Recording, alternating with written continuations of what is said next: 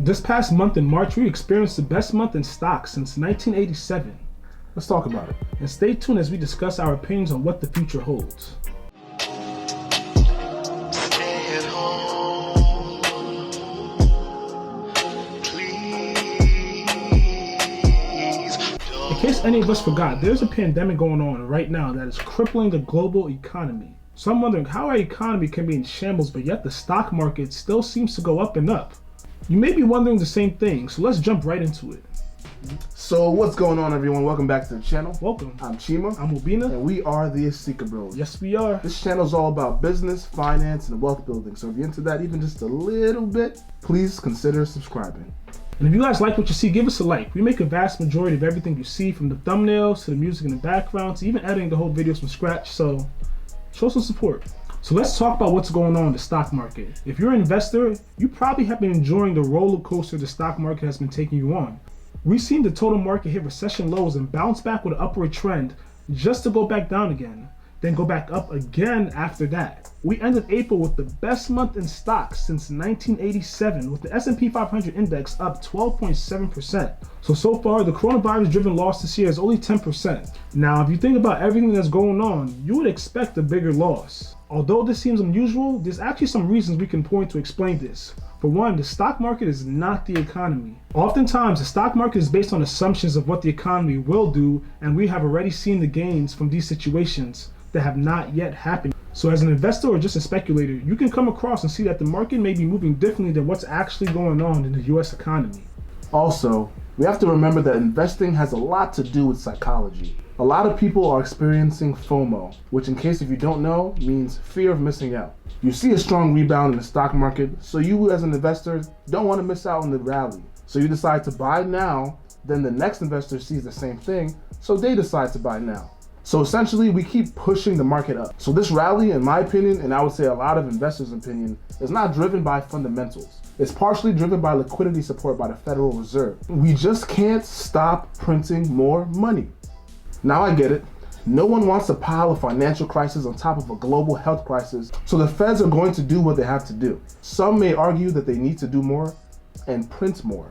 For weeks, investors labeled the run in the stock market that began after markets hit their low around March 20th as a bear market rally, which essentially means a rise in the market before it goes right back down again. But there are more technical reasons why markets were up during this time. We have to really look at what exactly is the S&P 500. The S&P 500 is not the consumer economy. It's about 25% tech stocks and 15% healthcare. Both of these sectors have done really well in the crisis supporting the index. We're actually going to make a video on the best industries to look at for 2020 and 2021, so stay tuned to that. A lot of interesting information will be there. Yep. So another point, why are we seeing this growth? Well, monetary policies still matter. Central banking reducing interest rates and their purchases of bonds have driven fixed income yields down to almost uninvestable levels. If you're not too sure what I'm talking about, take a look at your high yield savings account. That is a fixed income yield.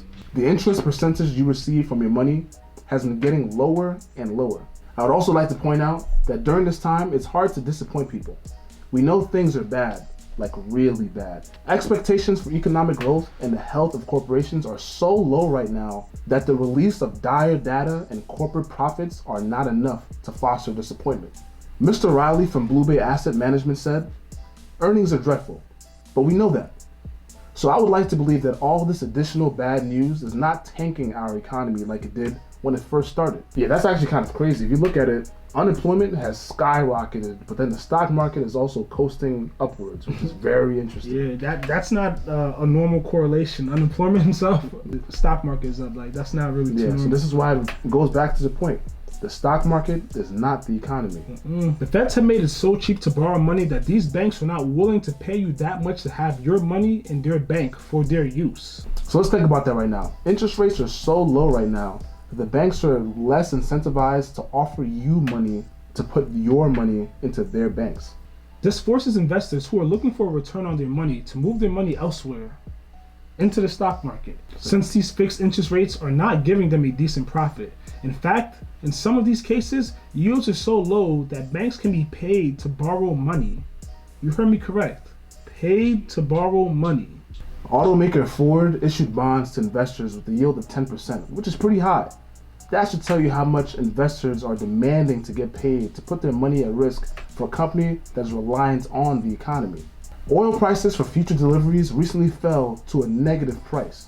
So essentially that means the market is not as strong as it seems, and you as an investor or a potential investor should be careful. Be on the lookout. Read in between the lines. So what does the future hold? Honestly, no one knows. But personally, I think we have to wait until Q2, where I think we will see more earnings and guidance on how companies are doing. Then we can better gauge who was able to hold it down during this time and also gauge how the overall market is doing. Time will tell us more. Some economists say that the GDP can fall as much as 40% in the second quarter. I guess we'll just have to see. I guess so. I hope you guys all enjoyed the video. If you learned something or you liked the video, please like the video. Like, actually hit the like button, please. And share and subscribe if you haven't already. And if you want to follow us to keep up to date with what we're doing, you can follow us on Instagram. It's at Asika Bros. Also, if you want to get started on investing, check out the links below. You can get a free stock on Robinhood or Webull, which can be valued up to $1,500. Don't miss out. Yes, sir. I hope everyone stays safe, and we'll see you on the next one. Peace.